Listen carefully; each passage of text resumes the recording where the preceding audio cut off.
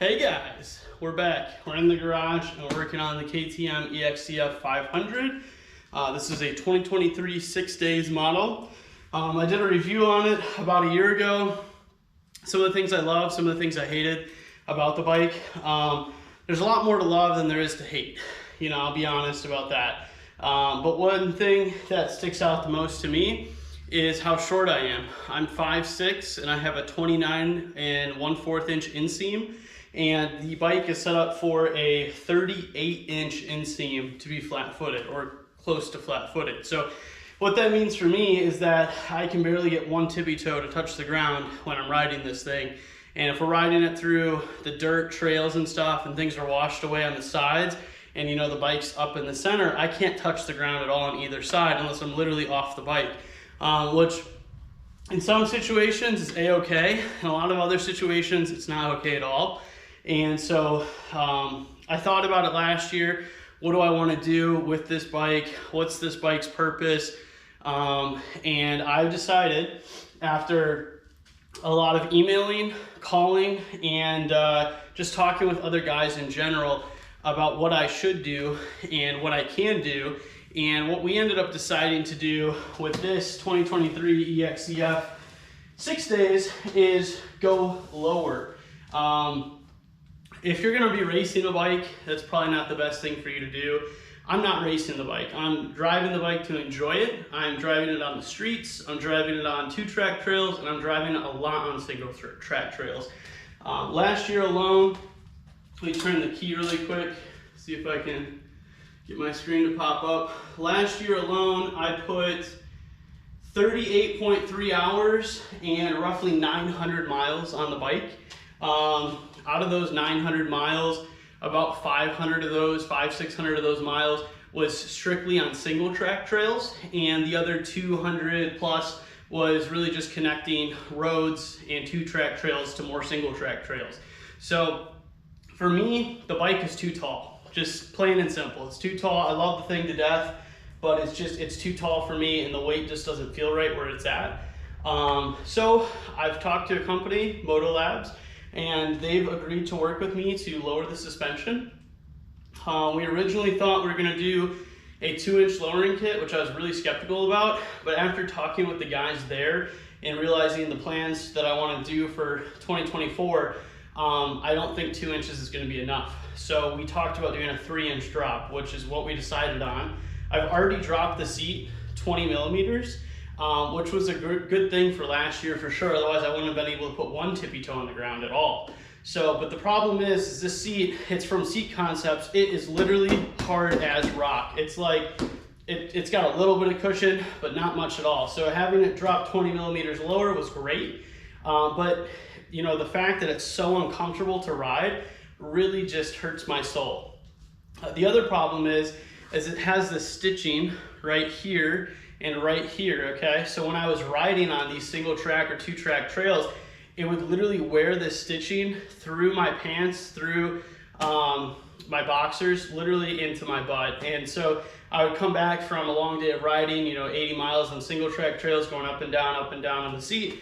And literally I would have these lines on my butt where you could see exactly where these seams were. At first I thought it was my boxers. I ended up changing those out. Then I thought it was my riding pants. I changed those out.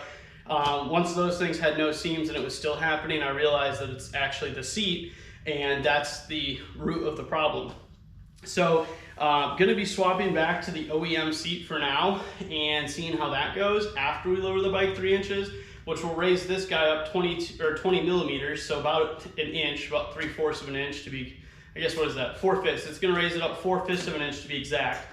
So we'll see how that goes. We're going to see how the change goes. But I think with the 3-inch drop, bike's going to feel more planted. It's going to feel way more comfortable for me to be riding. It's such a short guide. We're still going to have plenty of ground clearance, because right now we have about 14 inches of ground clearance. And another guy I ride with, he only has about 10.5 inches, and he's fine. So, and we're riding the same trails, we're doing the same stuff, so we should be a-okay on ground clearance. We'll still have more than some of the riders that we're with. We'll have less than some of the riders that we're with, which is fine. I never really bottomed out last year, and my buddy who's running about 10.5 inches of ground clearance on his underplate, he never bottomed out either last year. So I don't think we're gonna have any issues going over rocks or hard terrain. You know, if we're going over a log or something, we're just gonna use the double blip throttle and should be good to go. So what we're gonna do today is we're gonna tear this thing down. There's some other plans that I have for it too, which I'll keep you guys in the loop with. Should be a really short series of building this bike out again for 2024. We're not making a ton of changes. A lot of the changes that we're making are very small and subtle. Some of them are for packing, so packing purposes, for only going longer rides. It's really nice to have more gear with you and not on your back. The more gear you can get off of your back and onto the bike, the better you will feel at the end of the day. I learned that the hard way. Currently, I do run a kit up front. So this is basically the OEM KTM toolkit, plus a few other essentials that I put in there. And so I run this up front all the time. It works pretty good, never had any issues, never had it fall off the bike or anything like that. The only bad thing is it does impede the light a little bit, so the light gets a little bit reflective off of that material, which really isn't that big of a deal. We don't do a ton of night riding. For any night riding that we do, we have this big beefy light and we can see way past anything anyhow. So that's been good. Another thing I want to do is I want to try to reconfigure where we put our rear brake. So we do have a rear brake kit. I think this is from Ox Brakes, if I remember right. I would just like to reconfigure it, maybe bleed it out some more. You can see I'm holding it now. Obviously the rim's not going anywhere. Hold it, you know, so it works really good. It's just really hard to get to. So it's like I have to be pulling the clutch in and then I can barely get like 1.5 fingers on it. So I'd like to reconfigure that a little bit, move that around. This year we're gonna be running full brush guards. I found out last year that I really should have, but I didn't want to, and I really don't want to, because if you fall over and you get your bar in the sand, you can get your throttle to stick because you're gonna have sand in there. I think with the 3-inch lowering kit, I don't think I'm gonna be falling as much as I was last year, because we're gonna be a lot more center of gravity, low to the ground, and I should be able to touch on both sides pretty much wherever we go. So I think that's gonna be very helpful for me. We'll see, not 100% sure yet, but that is the plan, is to get this guy some brush guards. I also would like to do some steering modifications. I'd like to put in a steering damperer, which I really don't think is going to be necessary for our trail riding, but this year we do plan to do some backpacking trips where we're going to be riding on roads and streets and highways for extended periods of time, where, you know, an hour, 2 hours, 3 hours, 4 hours plus, and be putting, you know, a couple 100 miles on the street just in a single day to get to our next destination. So when we're doing that, steering stabilizer is going to be crucial to really dampen the vibrations on the fingers and the hands and just keep everything really comfortable on the highway. You know, you can really ride with one bar or one arm instead of having both arms on the bar. So that's something I'm going to probably end up doing, as a steering damper. For sure, we're going to do a Mako 360. I'm waiting to see if they have updated their Mako 360s to accept a VR5 damper. They do have a Mako 360 for this bike that accepts the VR4 damper, and I need to know which one we need to buy before we purchase it. So I've already reached out to Mako to hook us up. So we're gonna do that too. So steering damper, Mako 360. We'll see where the bars end up. If they still feel comfortable, we'll run it like that. If they don't feel comfortable, we'll get lower bars. So we'll kind of see, because I think that's gonna add about 1 inch, which I think is gonna be fine. But again, I'm not 100% sure.